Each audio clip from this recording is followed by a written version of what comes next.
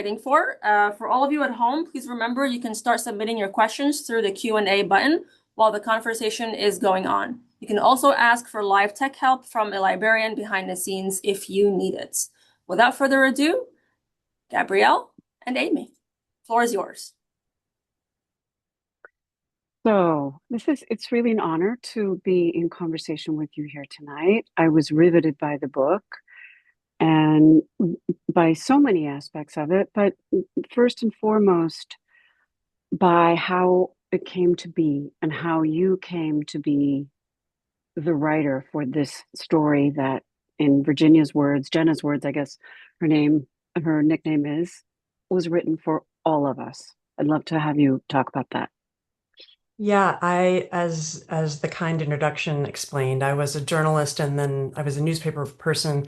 I met Dave Jones in one of my first jobs of my career, so I'm glad to hear him called out, and I know he's watching. I answered his phone on the national desk of the New York Times. But I then went on to work at newspapers, the Atlanta Journal-Constitution, the LA Times, as was mentioned, um, and and then I became a magazine writer full time, and then I ultimately started writing books, collaborative books, ghostwriting other people's books. And I had written two previous books. So I was a known, one of them had done well, and I was a known sort of contender to be hired by somebody who wanted to write a book. I think they were looking for a woman for obvious reasons. And the former editor of Esquire, actually, who I had written a lot of pieces for, recommended me to be in the running. And I met with Jenna on a Zoom, and I think it was March or April of 2021. She was talking to several writers, and we just sort of clicked. And that began a 4.5 year process of working with a person that had done some incredibly brave things, but had had a huge amount of trauma in her life, some of which she had never disclosed before, particularly in her early life.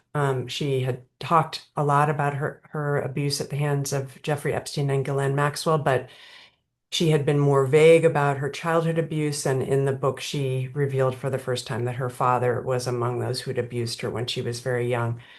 So that was a lot. It was a very intimate collaboration, as you can imagine, and anyone who's read the book will see. Um, and, she was a wonderful, generous, brave, beyond her means person, by which I mean, she hadn't graduated from high school. She had grown up without any money.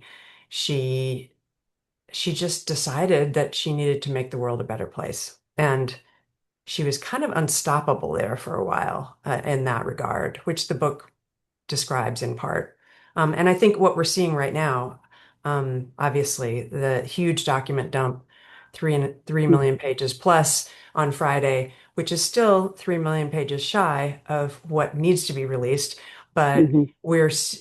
the way that her story has connected with the zeitgeist, the way that her bravery has inspired others, um, is still kind of even what it is. It's like 14 or 15 weeks after the book was published.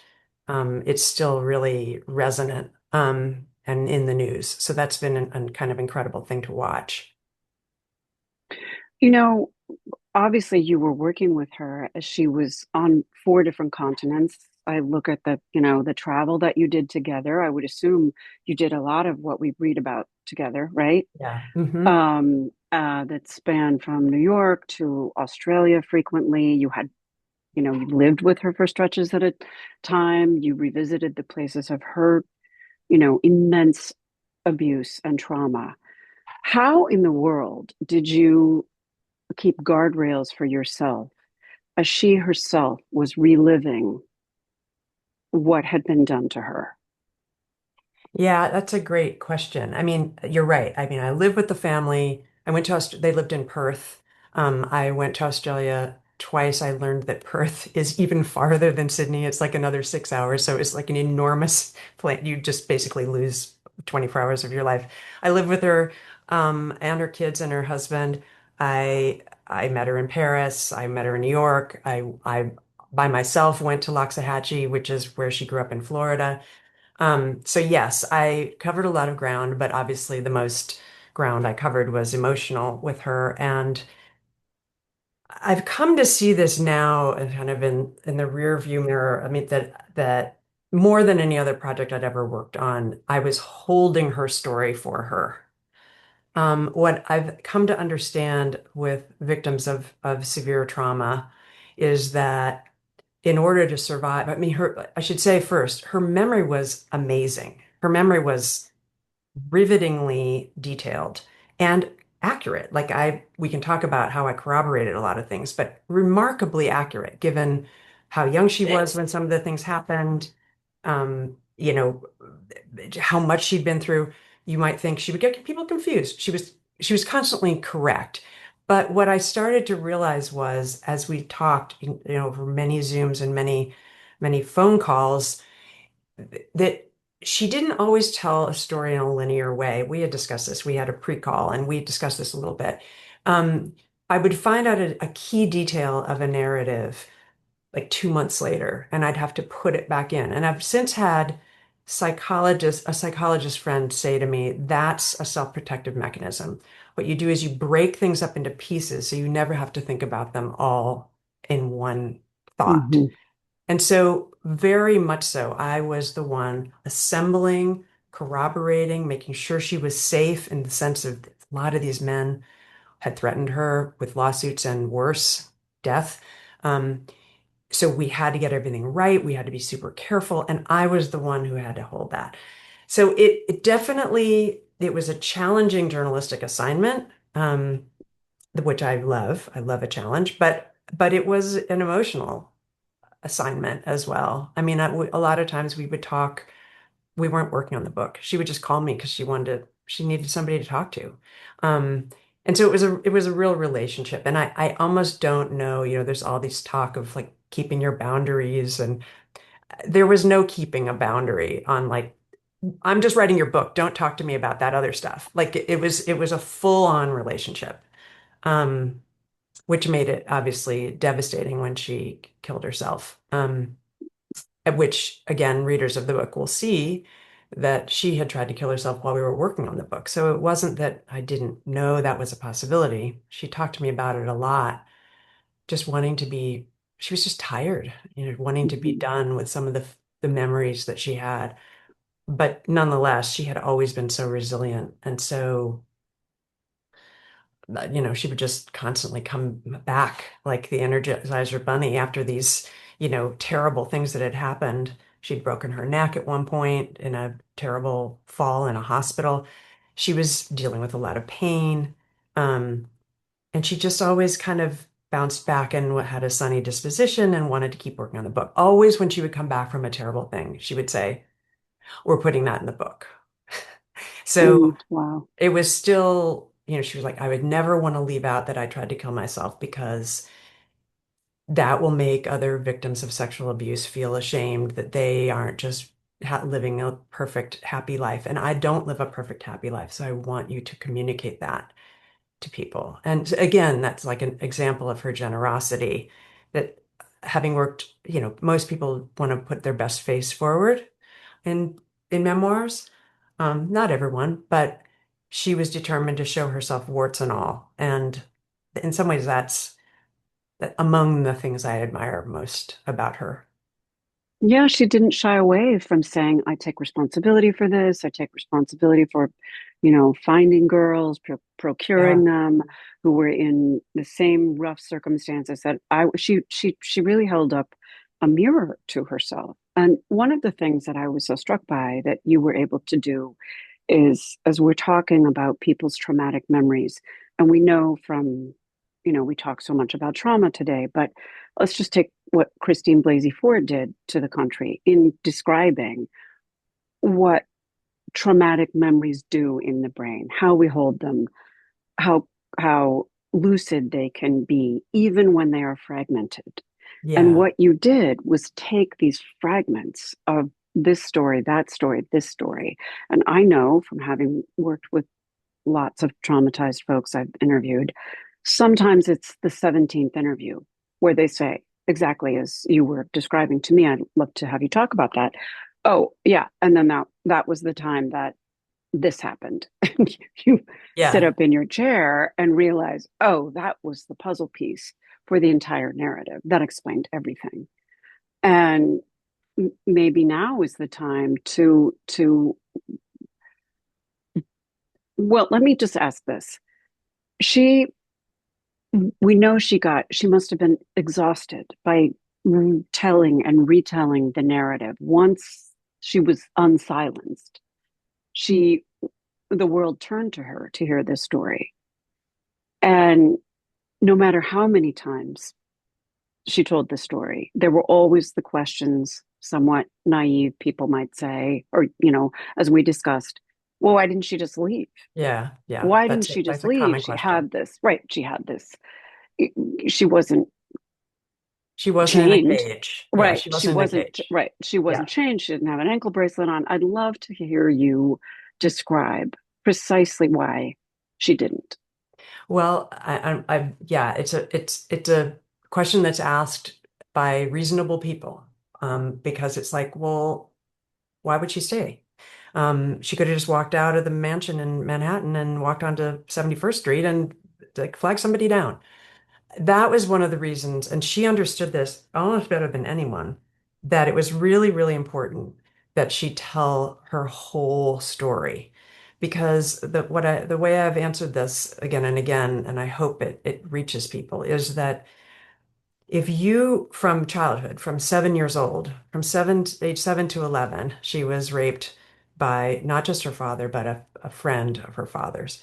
If you are told from that early an age that this is what you are here on this planet for, and this is your worth, um, you, and she says this in the book, it's a line something like, you know, you think that's the way the world works, that adult men rape children and they pay no price for it. So when you believe that, you don't believe that if you would run out of the mansion or the jet or, you can't run off the island, but she was on the island several times and trapped there. You don't believe that anyone's going to do anything about it because in your experience, nobody has. In your own home, nobody has. And so that's the answer. That it was very important that she show, and she's abused after her father. There is then a trafficker before Jeffrey Epstein that she runs away from her father's abuse, and she is immediately picked up by this guy who ran a modeling company, supposedly, who was just full on trafficker and went to prison for it. But this happened over and over and again by the time she's 16 years old. So at that point, when she's led up the stairs by Ghislaine Maxwell, thinking that she's getting a job to learn how to be a masseuse, on that first incident where she's brought in, and Jeffrey Epstein is lying naked on a table, a massage table, and they both start to abuse her, she describes how her hopes are crushed. She thought that she was moving into a world where that wasn't going to be what she was expected to do. But of course, there she was again. And she doesn't think this is an outrage. She thinks, oh, I know this. I just have to make the best of it. Mm-hmm. And Mm-hmm. and so that's what she did. Um, and I understand that now, having held the story. I understand how badly she felt, how damaged she was from her childhood experience. And let's not leave out, let's not omit you, she touches on it, you touch on it. I forget what the rehab place was called, but Growing growing together. together. I Yeah, almost said growing up together, but growing together. So not only is she abused by her father and then the father's friend, she's then sent by her mother to this horrific, humiliating rehab place where she is completely lacerated as a human being, yeah, abused emotionally, physically, psychically, at a place that is supposed to offer help. yeah, So yeah, what this is a very young brain. yeah, That's a very, very young brain. Of course that's the pattern that she was going to automatically just fall into because what were her models? yeah, What were her models? This is what And she fully admits she was pretty out of control at that point. She was acting out. She was a kid who had been really badly hurt and nobody was sticking up for her. So she was running away and so her mom kind of at her wit's end. This is the way her mom has described it to me, like wanted to get her some help. That said, the place was awful. And we haven't touched on sort of how I corroborated a lot of these things, but there was this amazing article that I found in one of the New Times papers, which used to be all over the country, kind of an Hmm. offshoot of Right. the Village Voice. So it was Hmm. independent newsprint magazines, and just an incredible expose of this place that had ultimately been shut down. And that helped me take some of the details from the Growing Together section. I took to her Hmm. and I said, "Do you remember singing this song? Apparently you had to sing a song." Like there were Hmm. all these different rituals that were described. And she had already told me about a bunch of things, but that's the kind of thing that ghostwriters often do that I don't think the average member of the public realizes, that you're constantly looking for other sourcing to either corroborate, which I did a lot of in this book, but also to spark memory. Because if you can say, well, did this happen? And did it look like this? And if you have something to suggest, even if you're wrong, that can prompt them to correct you, where they might not have Right. been able to summon what the building looked like or whatever. So that's just a process question. But there was a lot of corroboration for the book, for sure. It was thousands of pages of court documents. Part of the reason that my background is blurred is because I have all these huge bulletin boards that I use to stay organized. And also, in the case of Virginia, I had the entire time period that she had been with Epstein and Maxwell on a huge piece of cardboard with all the flight logs showing where everybody was at any given time, even though the flight logs weren't complete, and then checking Getty Images to see where Ghislaine was, because she was constantly at parties where her picture was taken, where Jeffrey was, and some of the men that Virginia told me she'd been trafficked to, making sure they had actually been in the particular place that she told me that they had abused her in, even though in some cases we weren't using their names. I was still double checking to make sure. There was a lot of, again, this is, I guess, another example of holding her story, but also buttressing it, like really nailing it to the ground. Did you ever feel a little bit like you were Carrie in Homeland Totally. Oh, I'm totally with Carrie. your I'm with your totally Carrie. I strings and mean, your I can't blame Virginia for that. I've done that over many, many years on oh on, yes, you're on familiar with magazine pieces with like pieces of red twine string. attaching one perpetrator to another. Yes, I love a visual depiction of the story. It helps me stay sane. And yet you turned a trauma memoir into what is can really only be recognized as a, or how I see it, as a legal document. And I'm sure I'm not the first person to say that, but because of your corroboration, because of your journalistic skills, because of your ability to sort of mine someone else's story and mind, you turn you turned her narrative into not only a measured memoir, but also this record for the United States. Yeah, and it's sort of become a little bit of a battering ram at the moment. I mean, people are Well, quoting it. I mean, first of all, thank you for saying that. It was an honor to work with her. I wish she was here talking to all of you herself. That was supposed to be the plan. I was supposed to be a complete ghost. On the previous two books, my name is on it somewhere. I was supposed to be one of the ghosts that's kind of just thanked in the acknowledgments and only writers figure out who wrote the book. Um, but yes, I mean, you know, the book we has not been challenged by a single person, and we mention a lot of people, and they mhm, know who they they do. are. They know who they are, even the ones that we don't name. Um, so that's gratifying, obviously, in a purely, journalistic sense. But also, like, I've been really trying to keep up with what's been released. Obviously, I can't read all 3 million pages, but What's wrong following, with you? yeah, I've read a fair number, but trying to, like, basically all the hardworking daily journalists who are out there right now pouring through this stuff to find elements. If you put Virginia Roberts Giuffre into the search field, nothing comes up. so they managed to redact her name at least in a thorough way. A lot of the victims are not finding themselves redacted. There's been a huge uproar about that, even though some of the men who are sending emails are redacted. So there's a lot of furor about how the release has been handled. But it has been gratifying. There's been, somebody just found an email from Ghislaine to Jeffrey, I believe it is to Jeffrey, acknowledging that the picture, the famous picture of Virginia, Prince Andrew, now former Prince, thanks to Virginia, but Prince Andrew with his arm around Virginia that night, she has trafficked to him for the first of three times. They went after that picture with everything they had over the past several years. And Ghislaine is acknowledging that a picture was taken on that night in her apartment. So the BBC has written a story saying she's confirmed. She's also one of the people who said it was a total fabrication Hmm. a couple of years Hmm. ago. But now in the email we find her family has issued a statement saying she's vindicated again. So it's been very satisfying to see that kind of thing happen, as much as so much of the files is it's just depressing.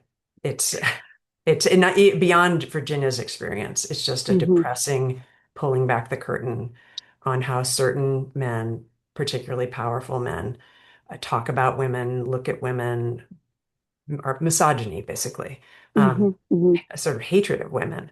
And it's really stunning, although not as stunning to me anymore, but still, it's been a lot. If we just take Virginia's story and that one photograph, that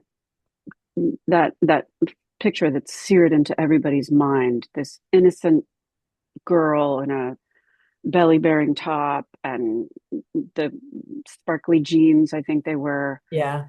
and the lasciviousness with which it gives me the creeps even to just think of his smile and her Guylaine smile in the background. If we take that one image and multiply that times every single girl Yeah. who was sucked into that system, I mean, it's haunting. it's haunting. And there are hundreds of girls, now women, who haven't come forward. So Hmm. many brave women came forward and talked to the FBI, but many didn't for obvious reasons, understandable reasons. Well, if you read the book, this is a little nerdy writer aside, but the importance of that picture cannot be overstated because the problem with all of these things, the problem with sexual assault in general is it's generally he said, she said, it's not a lot Hmm. of people in a room. Hmm. Hmm. It's generally an isolated setting. But she had an actual picture. Right. Now, it wasn't a picture of sex, but it was this lasciviousness, as you say, was evident. And Ghislaine behind, like a gloating pimp. She's the picture is something. The Right. power dynamic is really something. So it's part of the book. Like you'll notice that Hmm. every section starts with picture a Hmm. girl, picture a Hmm. woman. So many, I talked to lawyers throughout this reporting process, and they were like, the difference with the Prince Andrew case is that she had that picture. And even though it Hmm. did not show a sexual act, it proved that she was there and that she was being served up by that woman who's behind her. You can see what's going on there. And that picture is taken with a fun saver camera, with a disposable camera. She didn't have an iPhone. There weren't iPhones then. Hmm. It was just this, when you used to have to get film developed and you waited to get it done. It was the most sort of rudimentary artifact. And it gave her so much credibility. I don't know that we would be sitting here talking about her without that single image. What made her keep it? What made her hang on to it? Well, she went and got her fun saver because she thought I'm meeting a prince and my mom would kill me if I didn't get a picture. Because, remember, these are people who live in a not very fancy neighborhood Hmm. in her rural Florida. So she was moving and shaking in like a really higher level of society, and she was aware of that. And then she was excited. She talks about being a Cinderella fan when she was a kid. She watched that movie over and over again. She was meeting a prince. So she took the picture for posterity to show her mom. This is before she knew she was going to be trafficked to him. And and then after that, I think she realized it was valuable.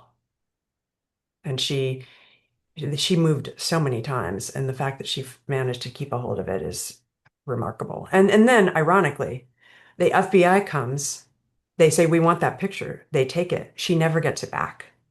So when Wow. we wanted to use it for the book, I went to the photographer who lives in New Zealand, who the Daily Mail had taken pictures of the picture, front and back, and he vouched for the fact that it was a real picture because at that point everybody was arguing over, oh, it's a fake. And Prince Andrew's people said it was a fake and those aren't my fingers and whatever.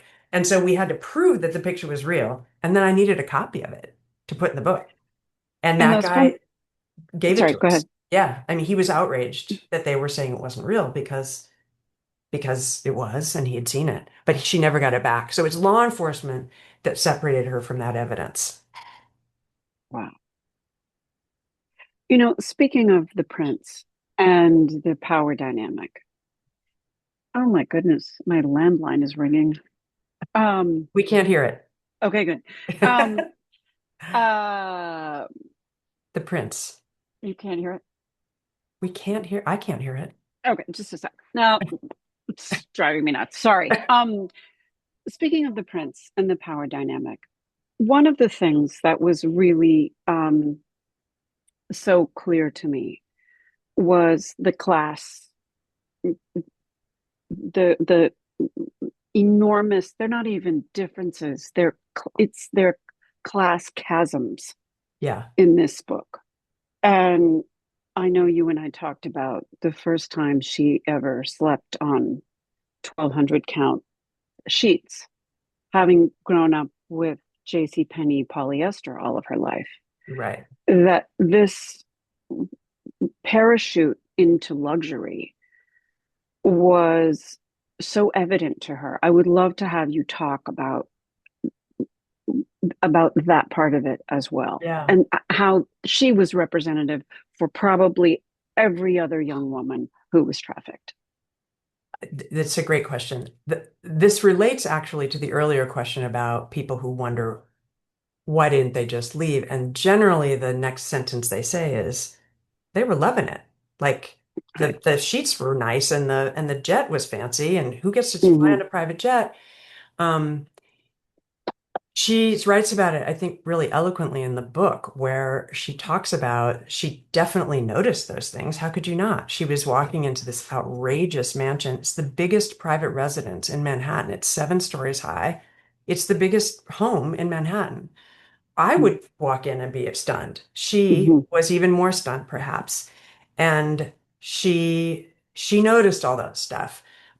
And she'd never flown international. They helped her get a passport. Ghislaine helped her fill out her Right. passport application. They flew her around the world. She didn't think that's part of the reason she carried her little cameras with her because she thought, I may never come to these places again. This may be my only time that I travel because I don't have money.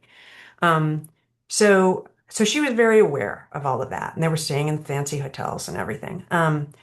But the real hook wasn't the money. The real hook and this grooming, we all hear a lot about grooming and how this works, was particularly Epstein, sometimes Maxwell would say to her, I see something in you. You have potential.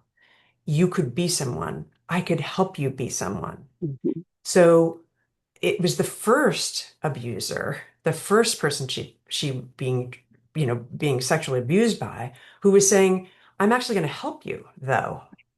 And while it's arguable that she wasn't helped very much, the the the implication that she had value and that she was worth supporting and that she was special, Investing in. yes, investing in, Mm-hmm. was something she just hadn't been told enough in her life. And in fact, on the contrary, she'd been told a lot of terrible things. So That's what was hard for her to give up.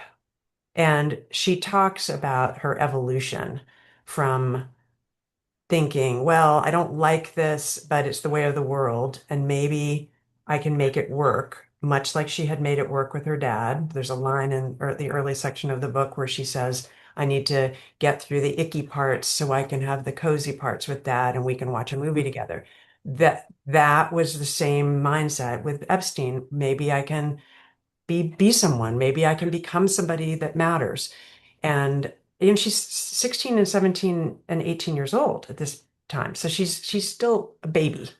Um, that's what was hard for her to let go of. And she finally realizes when she's trafficked to somebody who almost kills her that she's either gonna she's not so certain anymore that Epstein really cares about her and that he really believes in her. She's starting to suspect that's a line, and she begs him not to send her back to that person that hurts her so unbelievably. And he sends her back to him. So at that point, she starts to go, okay, wait a minute. Hmm. Hmm. I'm not sure you value me as much as you're saying, but in those early months, in addition to the fact that he threatened to hurt her little brother, so there's a carrot and a stick going on. It's not just one or the other. But in the early months, she wanted to believe that he just had an illness and he was, a weird pedophile, but it was not his fault. And she had like some kind feelings towards him, but those erode over time as he continues, and he and Ghislaine both continue to abuse her. One thing, and I don't want to overstate this, so correct me if I'm wrong, but when she was a little girl, the one thing that made her feel special were her animals, Yeah, and in particular, her horse, Alice. And when she rode Alice, she felt free. She yeah, felt like a little girl should feel. You know, she was out in nature, she was managing this giant creature and developing a relationship with that horse. And then what happens? The W- Well, the horse then gets she is sent off to an aunt's house and they give away Alice. right. And when she comes back, she's just heartbroken. I mean, her love of animals was still going strong when I met her and throughout the whole thing. She always had several dogs. Um, she when I stayed with her in October of 2024, we were locking the manuscript. We had the manuscript. We went over it together, and we were out. At that point, they had bought this horse property, and they were going to have horses. And this was this great coming back to what had made her happy. Um, I think they ultimately did get a horse. There was no horse there when I was there, but there were kangaroos jumping around the yard, which Oh I'd never my, seen wow. before. And like anytime we went outside, she would find some lizard or something, and she would want to keep it. And she loved animals. She loved doting on them. She had a lot of generosity and love in her. It made her a great mom, a loving mom. And animals don't talk and they don't hurt you. They Right. just love you. And she really valued that. So that continued to go on. And sometimes ridiculously, like we'd be in the car driving somewhere and there would be a dog in her lap. It was like, this may not be a good idea. But they were her constant companions. To me, what it said was, here's this creature you love so much, but it can be taken away from you. Yeah, And that same threat hung over her the entire time she was with Epstein about her little brother.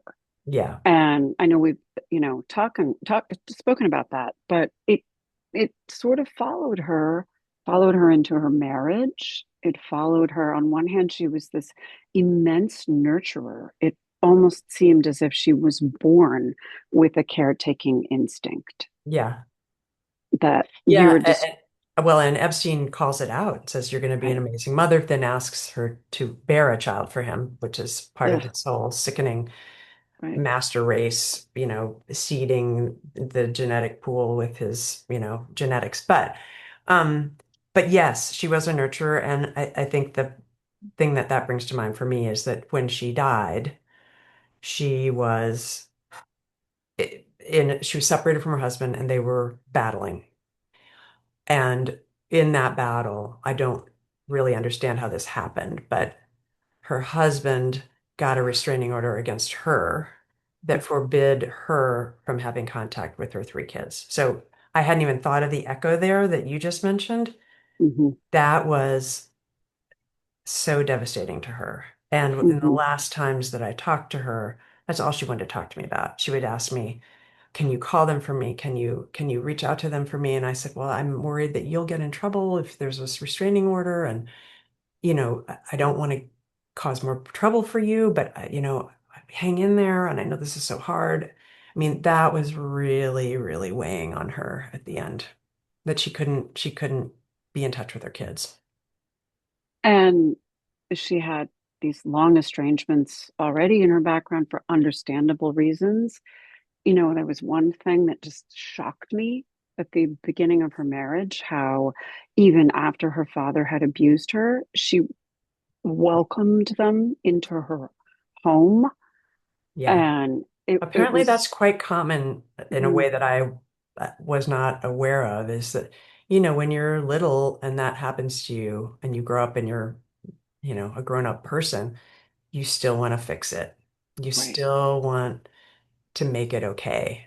You don't And she recognize it. really tried. She really Right. tried to make it okay.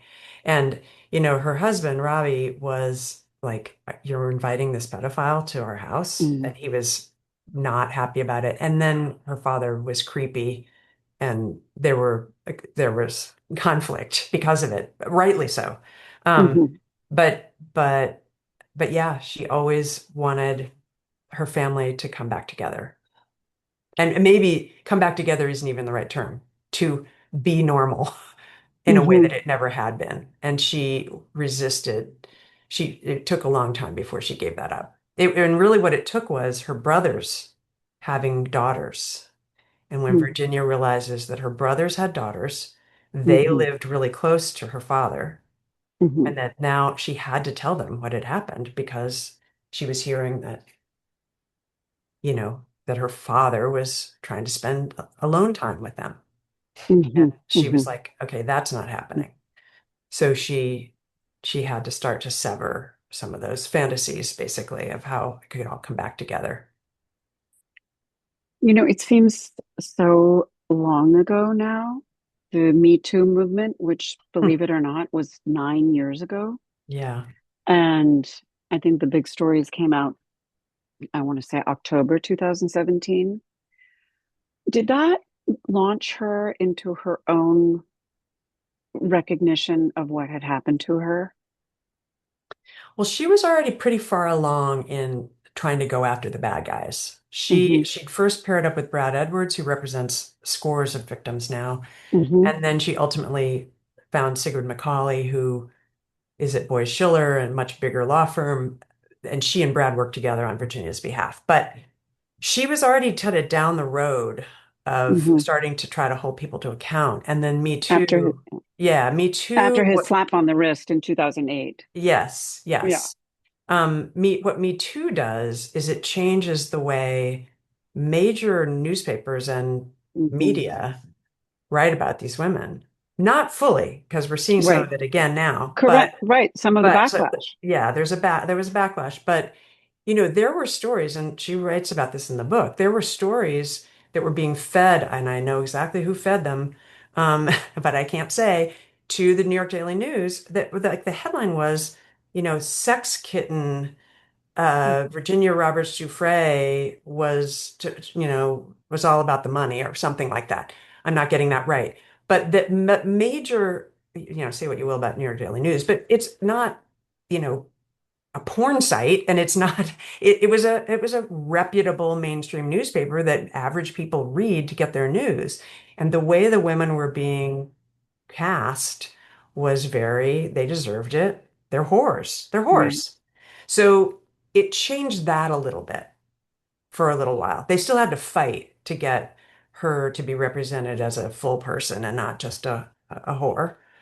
But it changed that a little bit. And then there was backlash. So, and to this day, I mean, in some ways, the why didn't they just leave question for some people is a very um, abstract way of saying she was a whore. So not everyone who asked that question asked it that way, but there's still that undercurrent that these girls must have chosen this life. Um, and I see, I think we've definitely seen a backlash to Me Too, and we're seeing, I mean, watch Donald Trump yesterday talking to Caitlin Collins. Caitlin Collins asked a perfectly normal question about what do you think about the Epstein file release? Have you read this? And he dresses her down, as he often has with women Hmm. journalists. But what he Hmm. specifically says is, you're a young woman, and I don't think I've ever seen you smile. Messages, you're supposed to be pretty and Hmm. shut up, you know? Right. And so I think that again, not to the misogyny is a big scary word, but it's there. It's in the Hmm. culture. And it's not just Jeffrey Epstein and his creepy band of who knows how many, 20, 50 men that were horrible. And Jeffrey's dead and Ghislaine's in prison, so we can close that chapter. No, it's part of our culture. And it's part of how certain men, particularly men with a lot of money and or power, look at women. And I think, you know, this document dump on Friday, it just rips the Band-Aid off that again. As much as you don't want to know that, I don't want to know that. I don't want to read it. I don't want to see it. I want to believe we've come a long way. And certainly there are many wonderful men. I'm married to one of them, who don't behave that way. But it's there. And I do think it's something we need to think about and talk about more.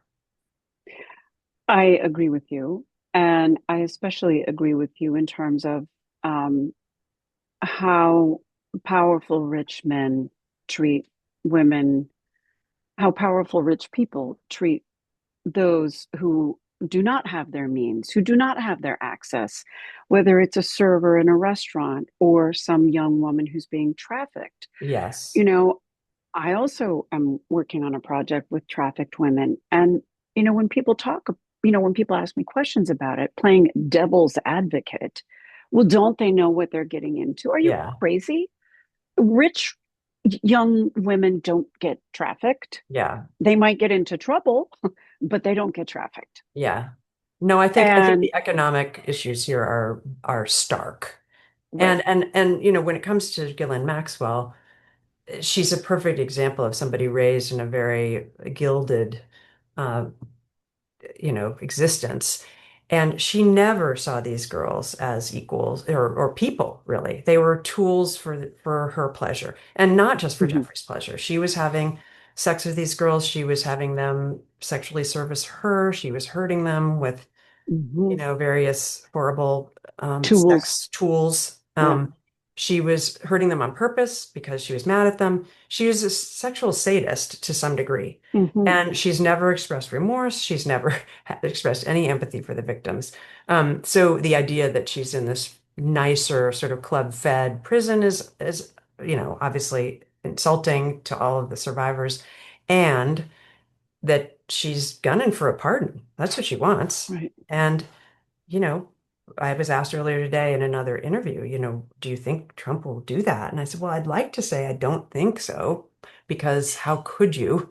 This is Hmm. this convicted sex trafficker. On the other hand, he's pardoned a lot of people, so I can't pretend to know what will happen. But I think that is one of the reasons why the survivors, they call themselves survivor sisters, they're keeping the heat on. If nothing Hmm. else, they want not just her to stay in prison, they want the men in these emails to be investigated. And Right. Todd Blanche, Deputy Attorney General, said yesterday, well, there will be no prosecutions because you know what, it's not a crime to party with Jeffrey Epstein. It's not a crime to send an email to Jeffrey Epstein. Okay, stipulated. However, there is, thank you for a fun night. Your littlest girl was a little naughty. Somebody Oh. redacted sent to Jeffrey Hmm. in March of 2014. They know who those people are. Right. Interview them. Maybe they won't talk about what they did, but maybe they'll talk about what Hmm. someone else did. Like, Hmm. we're never hearing about any sort of investigation because the men deny it and then they just let it drop, I guess. It kind of boggles the mind that this has gone on for 20 years, this Have, investigation. Have you been under any pressure? You know, you mentioned, for example, there are several scenes with this horrific monster, the prime minister. Have you been pressured or threatened in any way to reveal the names of the unnamed? I have been asked by media to reveal the names, sort of basic, well, why won't you just give me the names? And I've explained, well, first of all, that would put me in danger. But separate and apart from that, Virginia isn't here, but her kids are alive. And some of these guys are dangerous. Um, but in terms of my own personal security, we've been careful. And I removed all of my files from our house, put them in. I've never had a deposit box at a bank in my life, Hmm. but I Hmm. put all the audio tapes because that's Virginia talking about who did what to her. Um, I put them all under lock and key in a bank that I can't even get into most times. So, and then I Like made that. with Yes, those old old fashioned with the fashioned, big key and everything. right? I never had one. It was kind of cool. Mm, But mm. yeah, I've been very careful. But I mean, in some ways, bad analogy, but the cow is out of the barn. Like the book is out there. I was more worried really between when the book was announced and when it actually was published, because during that period, those men didn't know whether we were going to name them. So I was a little worried then, but you know, everything worked out okay. I'm still here. We are coming up on question time. There's one Yep. thing I'm dying to ask you, however. The hardest part of writing a book for me has always been the title. How do you come up with the title? You throw it around the publisher. Sometimes you come up with it by yourself. It works, it doesn't work. You fight over it, you don't fight over it. Nobody's Girl is such a powerful, powerful, succinct, the clarity of it is Well, and beyond. it has many meanings. That's what I liked Correct. about it. Right. I So can't can tell you, you the yeah. whole genesis. I came up with it. We were batting around a lot of different ideas. We kind of always knew that what the subtitle was going to be. Um, and we tried a bunch of things, but when I hit on it, I just loved that it both was, she's not owned by anyone. It was Hmm. partly sparked by some of particularly the very, very old scientists and others who she was trafficked to. Hmm. They would say that she would tell her that she was a good girl Yeah. Yeah. afterwards. So they're acknowledging her Hmm. youth, her Hmm. childlikeness. Hmm. So girl was in my head, Hmm. but I loved that in her early life, it's a sad statement. She was nobody's Hmm. girl. Nobody took care of her. But in Hmm. Right. her heroic later life, she was nobody's girl. Like Right. nobody told her what to do Right. and nobody stopped her. I loved Hmm. that doubleness of it. Hmm. Hmm. I was hoping And you'd so say did that. she. And so did Yeah. she. I was Um, hoping you'd tell me that that was sort of because that's what I drew from it. On one hand, she had no protection whatsoever, and by the end of her life, nobody was yeah, going to stop her. yeah. And that's Yeah. really how she was. I mean, with all the struggles that she talks about very openly, um, mental health struggles, PTSD, terrible nightmares, images that were in her head of people hurting her over and over Hmm. again that she had to live with and somehow sort. She Hmm. still was all of them should go down, Hmm. They hurt Hmm. children. And if we don't stand up for that, then our children are at risk. And I mean, I think a lot of people think, well, not my children, because I've taught them right from wrong. But if they were vulnerable enough or insecure enough, no, don't kid yourself. Hmm. This is the predators are wily. They work on kids who need shoring up in whatever way. And Groomers know how to groom. yeah, groomers will groom. So, and they're good at Hmm. it. Right. They've honed it. Right. So, Right. Right. Um, I think I am going to take some questions. Uh, here's the first one. I read the book, and Virginia's life was horrific. But after spending several years with her, were you surprised that she took her life? And what do you speculate caused her to take such action? Yeah, I mean, I don't think any of us can ever really know what's in another person's desperate heart when they make that choice. Um, this person has read the book, so they know that she had tried before, and she was still with me, so she could describe what had made her do that. There was a voice Hmm. constantly in her, and sometimes it was louder than other times, saying the world would be a better place without you in it. Your kids would be better off. Your husband would be better off. That she had a voice that said that to her. So that's part of it. And I do, as I've mentioned, she was separated from her kids. She was a nurturer who was separated from her kids. And her daughter was 15. So it wasn't, her older sons were 18 and 19, but they still lived at home and, that they were around. They were part of her life. And so to not have access to them was really hard. So I don't know that I can answer the question definitively, but I know that a lot of, and also she was still in a lot of pain. She had broken her neck and it was a constant issue. She Mm. broke her neck after getting meningitis. She was in the Ugh. hospital being treated for meningitis, and they let her get up to go to the bathroom by herself. And she was dizzy and she fell in the hospital and broke her neck. So it's just like how much, it's like Excruciating. Job, like how much Couldn't can get a this one break back. person Yeah, take? right, So right. there were a lot of things going on for her.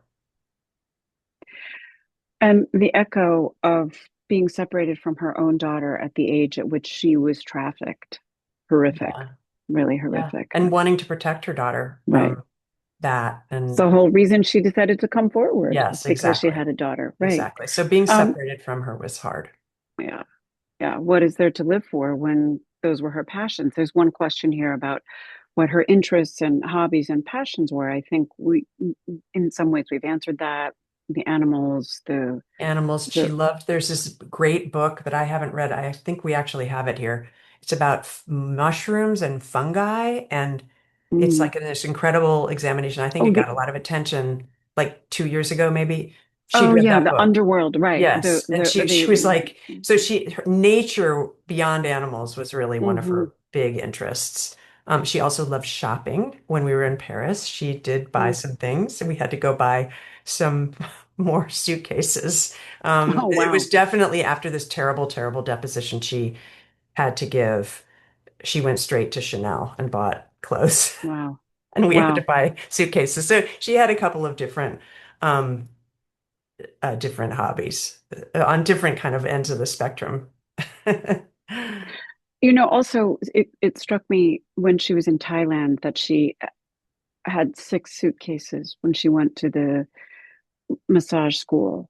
And sometimes people who are traumatized have a lot of armor Yeah, around them. yeah. And I wondered if that was something that Well, was and continued. I think that was part of it. And also, you talked about how did she, she kept this photo. The photo was in those suitcases. So because she just thought, I'm running. Right. I have to So take everything, run, everything that survive. Right. matters. I got to take it with me. So Right. that photo went all around Thailand, and then Robbie at one point says we can't carry 6 bags anymore, so they consolidate, but she keeps the photo.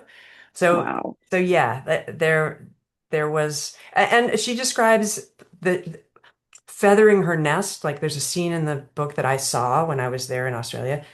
We went shopping for something for her daughter, but she ended up buying all these towels. And when we got Oh, home, right. all these beach towels. When we got home, Hmm. her husband was like, "We have so many towels," but she was constantly getting new, fresh, clean things, Hmm. and there was in excess of what the family actually needed, but Hmm. constantly being drawn to making things not be dirty, making things, Right. yeah. So there, Clean, you take a see some shower, of that. have clean sheets, just Yes. The the trappings, internal, right, the internal making it, yeah, dirtiness that she must yeah, have making carried it around for herself. cleaner, Right. making it Right. better. Right. Yeah. Right. Right. Here's another question. How do you envision the rest of this story playing out? Can you envision a scenario where the full gamut of people who committed crimes with Epstein, including Trump and many members of his inner circle, are brought to account for their behavior? If so, how do you see that happening? I wish I could say that I was optimistic about that happening. I think, yesterday you have Trump telling a journalist that American people want to move on from this, which I don't think is actually true. And then Todd Blanche saying, you know, following orders and saying nothing to see here. We're not going to have any Mhm, prosecutions. So when the Deputy Attorney General has said that, I'm not sure we can all, there's so many things to march in the streets about right now. But I don't know how to make them do that. The other element here is obviously every man just because your name is in this document dump does not mean you are guilty of having sex with an underage girl. Clearly stipulated. However, I'm not, as I said earlier, I don't get the sense that these men were ever investigated or like mhm, interviewed. Like we're told that mhm, you did this. I have no, if they were, it should be in the file. And it's not. And mhm. I know several things that Virginia told me that are not in the released documents. So it's an incomplete picture. They're telling us we're not going to get any more. Um, and then the other obvious thing, which is always an issue with any kind of sexual assault, is that it's he said, she said. Mhm. And, in Virginia's case, the people who abused her, they're off scot-free for what they did to her because she's dead. Right. And they would need her to, I mean, she did her best. She talked to the FBI twice. She named all the names. She told them where, when, how, what, but Mhm. she's no longer here. And Right. so I think those guys are breathing a sigh of relief. Now, probably some of them hurt other girls as well. I don't know that. I only know Virginia's experience. But so I mean, with a different DOJ, the one that hadn't been gutted, maybe. Yeah. But there are hard cases to make, I guess what I'm saying. Hard cases to make for any prosecutor. And then you add to the fact that it doesn't seem like there's a lot of desire to make those cases. So I am not hopeful. And I think that the survivor sisters who are on TV every day talking about it are valiant. And Virginia's brother, Sky, and his wife, Amanda, have been on TV a lot talking about it. And we need more pressure on this, and we need more attention on this. And why is so many things redacted from the files? So everyone involved is trying, and I think the mainstream media is covering that. But I don't know where that goes. Has there been anything in these files in Friday's release that has surprised you at all, or have you been anticipating the big names that we have Well, one seen? thing that surprised me, not a huge, but Peter Attia, who's the doctor. Mhm. I don't know if you know him. He's written Oh, this book that yes, yes, yes.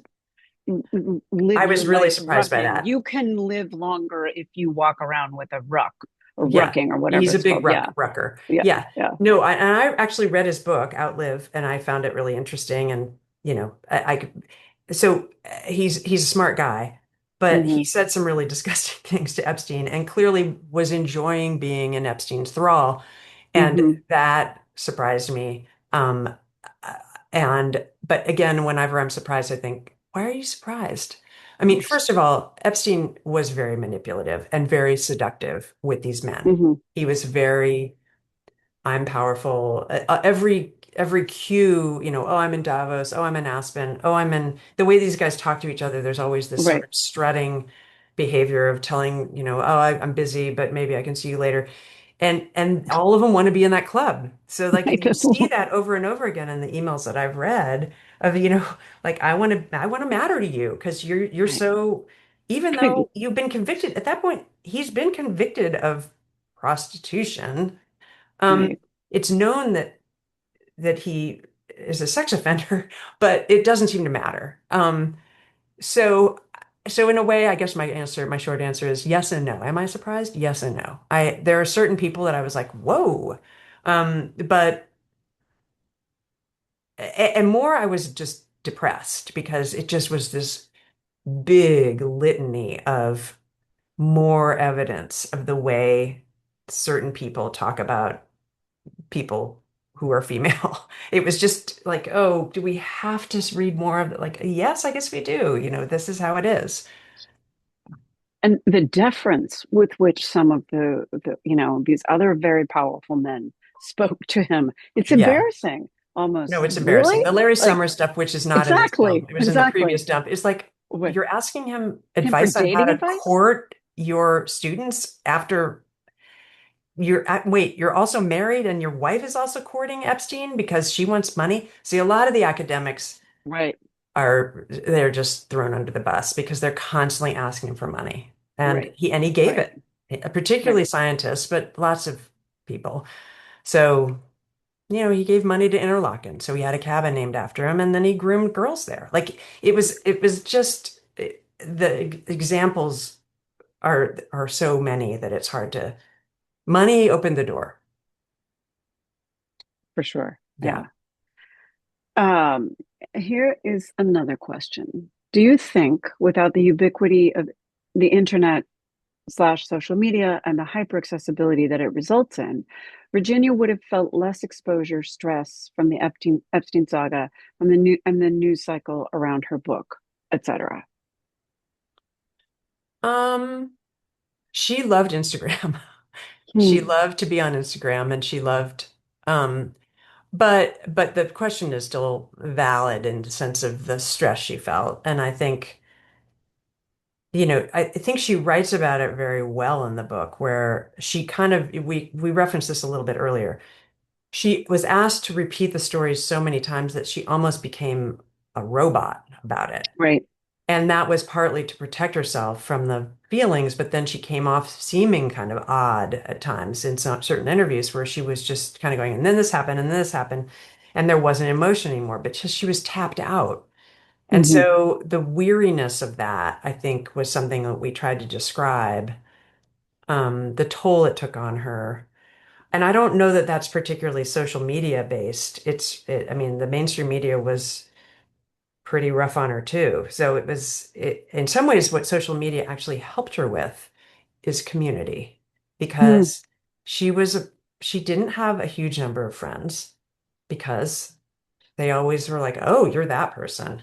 Um, Where are you gonna find friends in a and place they where kind of you? lived behind I mean, the kids went to school and they went to the Hmm. store and I went to the store. We went around. Nobody was following us around when I was there, but they kind of receded behind the gates to protect their family. Hmm. And so Hmm. they totally had friends that came over while I was there. But sometimes, I mean, there's a really poignant, I think it was on Twitter, she posted a video of herself and she's just really down. And we describe it in the book. And she's just crying and saying, I need all of your support. So she's speaking to this broader community that she'd found. And in that way, it kind of helped her. I think it was kind of a double-edged sword. Here is a very interesting question. I'm very interested in reading this. I'm glad you took the time, energy, and interest to carry this account for Virginia. How did Virginia feel about the millions of women who look past the accused men's involvement, and specifically about the supporters of Trump? Well, so I was there in October 2024. That's a couple of weeks before the presidential election. And at that Hmm. point, Virginia was a Trump fan. Hmm. Now, that was partly Because, right. because she had met him at Mar-a-Lago. It's in the book, and he was Hmm. kind to Hmm. her. He knew her father and, gave her babysitting jobs, whatever. And she felt lucky to work at Mar-a-Lago. It was a lovely place to be for the few weeks that she worked there. Um, but the main reason that she was a Trump fan at that point was that he was campaigning on releasing the Epstein files, Right. which is almost hard to remember because it's like, wait, but didn't he just try to not do that? So it's Right. kind of nonsensical. But at that point, he was saying, let's take him down. Like, let's go. We're going to release the JFK files. We're going to release the Epstein files. So she was all for that because she thought that that was going to bring justice. Um, so, I mean, but as for the women in general who supported the men who abused her, who supported Epstein, Ghislaine did a lot of damage to Virginia in terms of her trust of women. So it's fun, they wanted a woman writer, but we really had to build trust because she'd been done wrong by multiple women. There was another Hmm. friend that had gone behind her back and sold a story to the media. Like she had had numerous experiences where just people turned out to not be trustworthy, including her, Starting with her mom. starting with her. Yes, exactly. So there was women not Mm. protecting her was an issue, understandably. Um, so all those things Did were at that play. did that ever come into your relationship? Did you ever have any conflict? We didn't have conflict, but I thought what you were asking is, I can't remember if you and I talked about this, but I'm about 20 years older than Hmm. she was, Hmm. is. Um, And there was a moment when we had become so close that she said, "I hope this doesn't offend you, but I'm kind of looking at you as my mom a little bit." Right. And Hmm. Hmm. I said, "I'm not offended. I'm totally, that's like, it's such a sweet thing to Hmm. say. If I would have had to get busy pretty quick, but I could absolutely be your mom." So Right. we, I only mentioned that because she was looking for a mother figure. Hmm. And although she had patched things up with her mom by the end, I think that they really Right. had a come to Jesus or come to whatever moment. But during the 4 years, that hadn't always been the case. And so I only say that to say that she called that out explicitly. Like it wasn't Yeah. just like sometimes it was a little bit maternal. Hmm. We would talk about it. And it Yeah. was a desire for that, unconditional love. Like it You was were just like you were healing her mother I'm gonna wound. hold you, I'm gonna hold your story, Uh, I'm gonna protect you, I'm gonna make sure we don't get anything wrong. I'm gonna, take on these assholes who are coming at you. I will do that for you. And mhm. I mean, in that way, it was, a relationship I'm sure like no other that I will have. I mean, it was a singular experience to work with her. And she was very grateful, very generous. I think maybe I told you, like, I would wake up in the morning and I would have a text from her, just, "Hello, beautiful." Like Australia, I live in California. Australia is 16 hours ahead. So like Mhm. we were always on opposite time zones. And um, but but yeah, it was I wish that the end of that story was, and so I helped her get to the other side. Mm. That was the goal, was that we would publish the Mm. book, and for the first time in 20 years, or in since Mm. 2011 when she first came forward, so Mhm. 15 years, she would no longer have to tell her story. If anyone who Mhm. asked her, she could say, "Here's my book. This is my most careful telling of my tale. It's vetted, it's corroborated. I totally respect your curiosity and wanting to know about it, but I no longer open a vein whenever somebody asks me and bleed out. I did that in the book, and I now am an advocate for, sexual Right. trafficking victims," or whatever she was going to go on and Right. do. We talked about that 100 times, that Mm. the book was going to free her. Mhm. So that Mhm. just months before the book actually can do that for her, she took her own life. Was just heartbreaking. Heartbreaking. Really hard on you too, I'm sure. Yeah, it Really hard. was just Yeah. just awful. We were almost there. We Mm. were almost at the finish line. I don't mean to, I want to give that the room it deserves, but I'm also mindful that we have No, no, no. Keep going. some more minutes. So um, there is a question about asking why she did not name more names. She named some, but not She named all. some, but not all.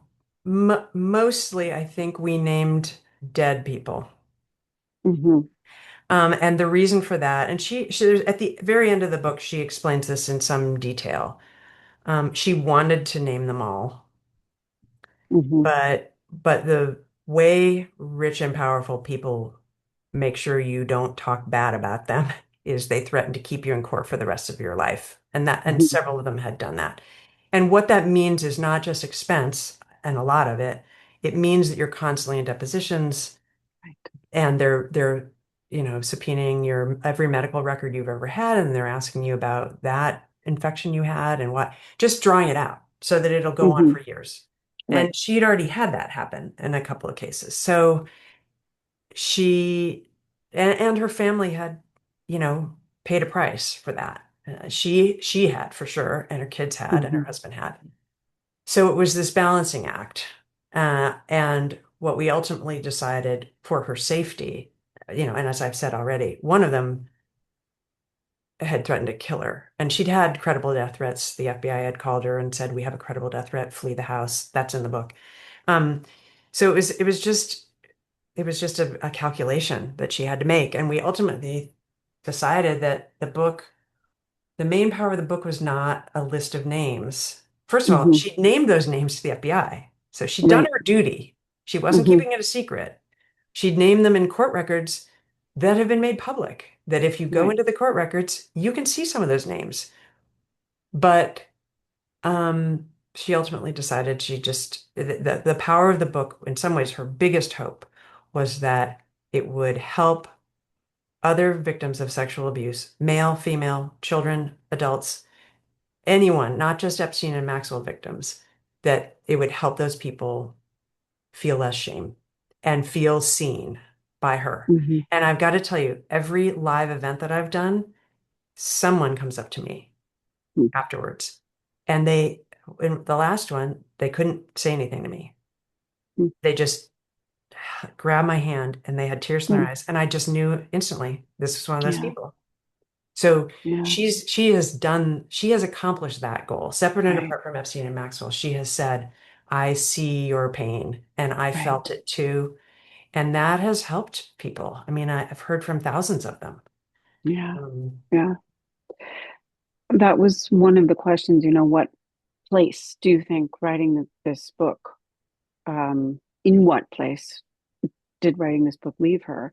And I think in part you've answered that. She was exhausted by it, she was drained by it. It was absolutely wrenching to repeat the story over and over and over yeah. again. And and yet and yet, And as yeah, she said, she kept she going. wrote it for everybody. Yeah, Yeah. she wrote it for everybody. Yeah.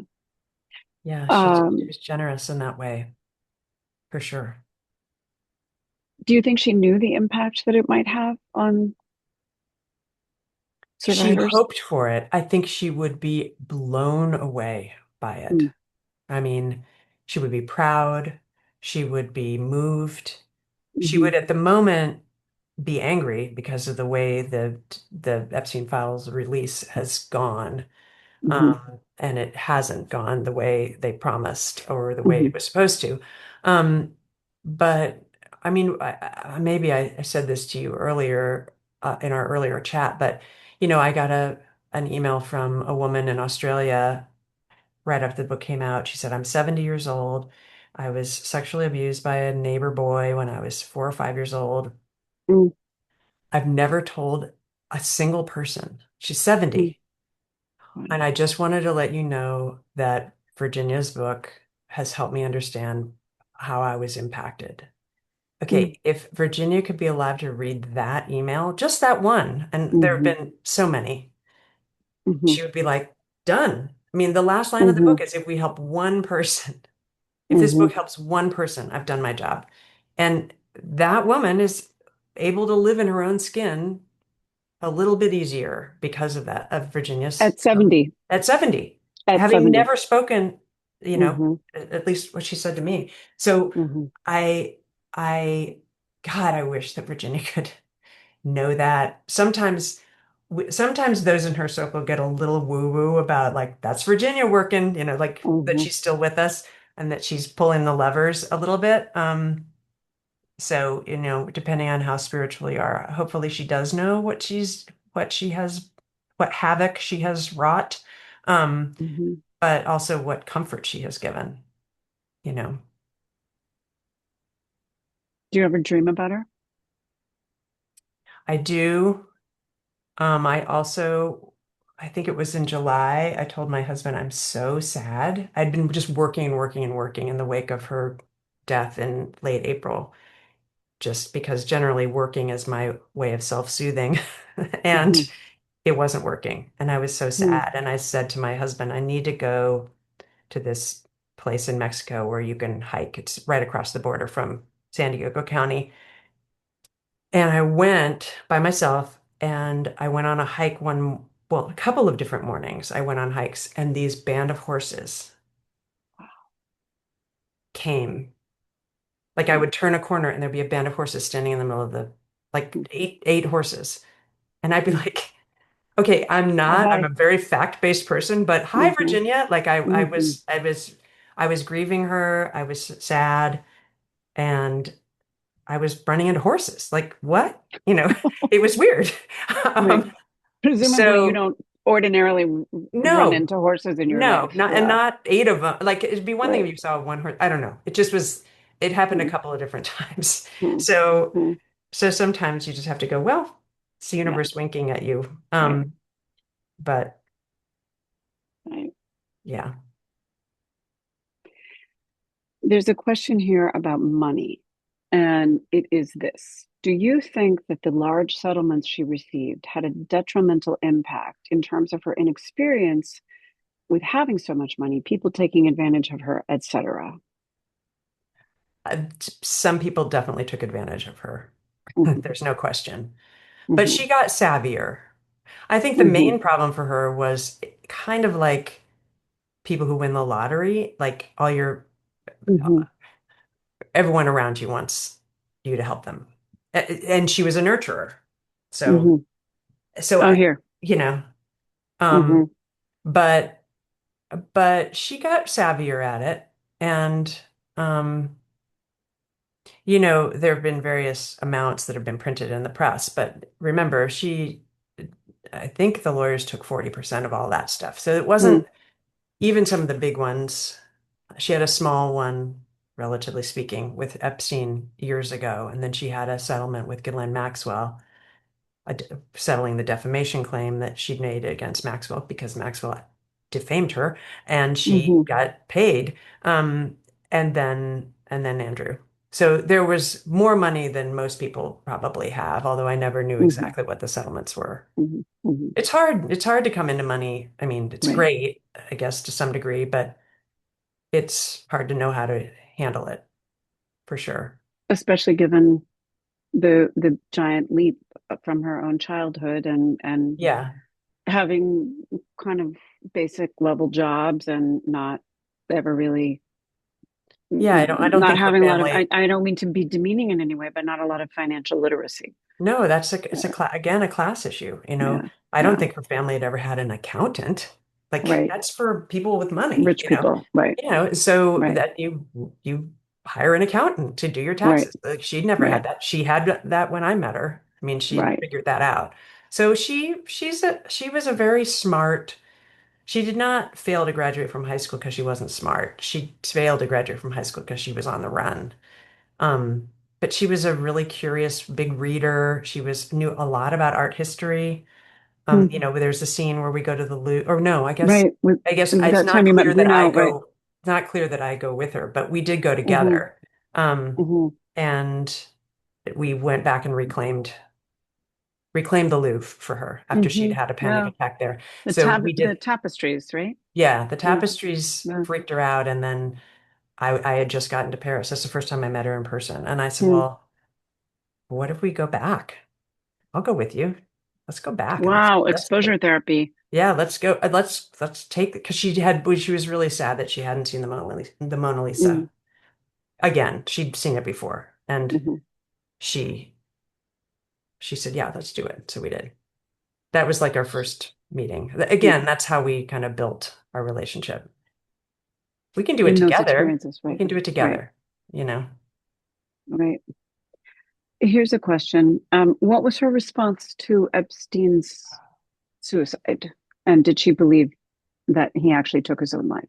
In the book, she argues both ways. She said Hmm. that she really understands why people would why there were a lot of people who wanted him dead because Mhm. he well, they haven't released any of these videotapes. He collected videotapes in every room in his house, so he theoretically had blackmail material on a Right. lot of men. And so she says that's I see why people believe that, and I can understand why that would be a motive for somebody to kill him. On the other hand, he was so egocentric that I kind of can't believe that he would kill himself. But so she kind of, but and then on the other hand, again, she could go back and forth. Like on the other hand, Hmm. he demanded having sex 3 times a day with different partners. Hmm. He was not getting that need met in jail. Right. So, and he was in jail, and that's no fun. And so maybe he thought the jig was up because Mm. when they pick him up at Teterboro Airport at that last arrest, they also bashed in the door of his mansion in Manhattan at the same moment. And he was surprised that time. When they'd arrested him in Florida, he was not surprised, and all the computers were removed and things had been removed from the house. It was clear that he'd been warned. They were on him. Right.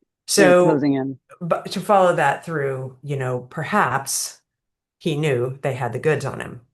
Right. And so that again, then that goes towards then he killed himself because he Hmm. was never getting out. So what was the purpose? Hmm. But again, he was such an egotist and a narcissist that she couldn't believe it, but then she could, but then she could. The one thing she adds to that is one thing I don't believe is that he's buried in that cemetery where he's supposed to be buried in.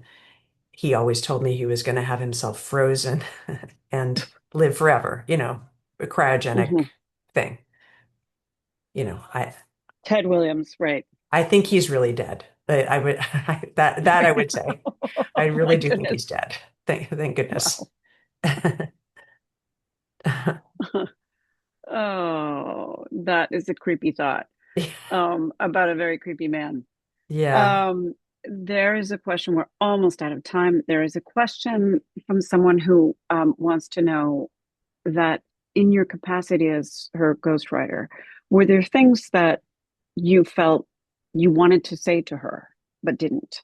Here you are receiving, but was there ever any way in which you wanted to kind of I didn't hold back. guide her? Yeah. I mean, I wanted her to get better health care where she Hmm. was living. I didn't think they were handling her broken neck very well. I wanted her to get better mental health care. I lobbied her. I didn't really silence myself. I cared about her, and she didn't have a lot. She had a small team of people who were in her corner, but she didn't have as many resources as you might think with somebody with the money that she now had. So Hmm. we were trying, there were several of us who were trying, a couple of us who were trying to kind of help her understand she deserved more. She deserved Hmm. better. Um, so I didn't hold back from that stuff. I mean, I understood that I was not her therapist and I was not her mother, although we had talked about that, echo. Um, but I cared about her and I was trying to help. So I didn't muzzle myself. Ariel, so do we have time for any more or How about one more? okay. All right, I'll grab one more. Sorry if it's getting dark here, but anyway, It's I already dark my here. light I know, but my lighting is not great. But anyway, I'm here. Here is here's one. There's a couple that we just can't get to. What was the lesson that you learned from this experience of writing or from Virginia's story that you hadn't known before? I've kind of covered a little bit of this. I mean, I learned a lot about the impact of trauma. I mean, I, I thought I knew about, we all hear about PTSD and how veterans have it and how there are various ways people try to address it. But I just never known somebody who'd been so hurt.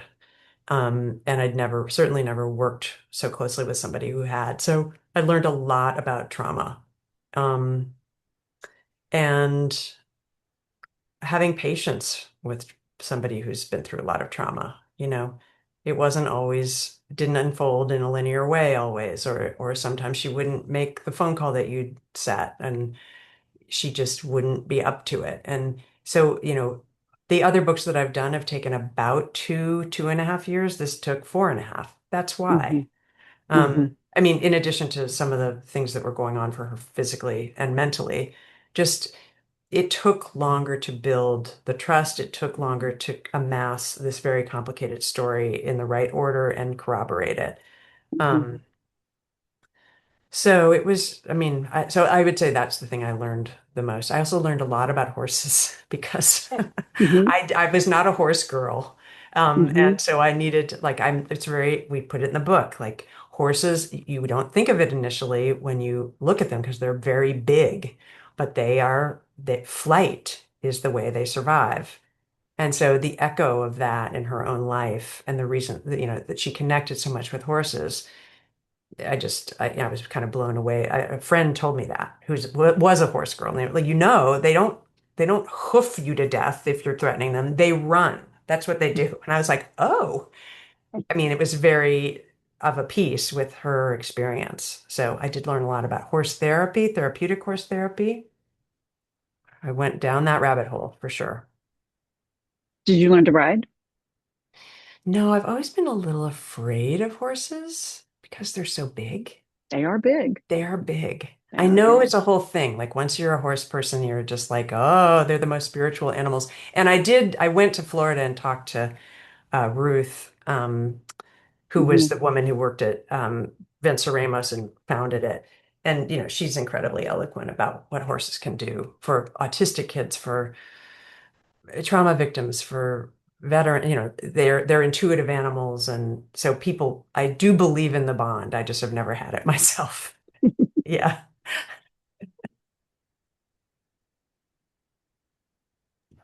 Okay. Ariel, you're muted. Oh, there you are. Well, Amy and Gabrielle, thank you so much for coming to Open Book, Open Mind and for this, revealing, sometimes very sad, uh, but meaningful conversation. Um, and thanks so much to everybody in the audience for joining us today. Our program partner, Watchung Booksellers, has copies of the book for sale with Amy's signature in them. And we also have copies of the book available to borrow through the library. And finally, we hope you'll join us for our next event on Saturday, February 21st at 4 p.m. It will take place in person in the library auditorium. We're hosting Alelia Bundles, who's a TV producer and historian, in conversation with the Princeton professor Khalil Gibran Muhammad about her biography of her great grandmother, the hair care heiress and Harlem Renaissance patroness. Bundles will be playing a PowerPoint presentation with original family photos and archival images, so it should be really special also in a very different way. Be well, and we hope to see you next time. Good night.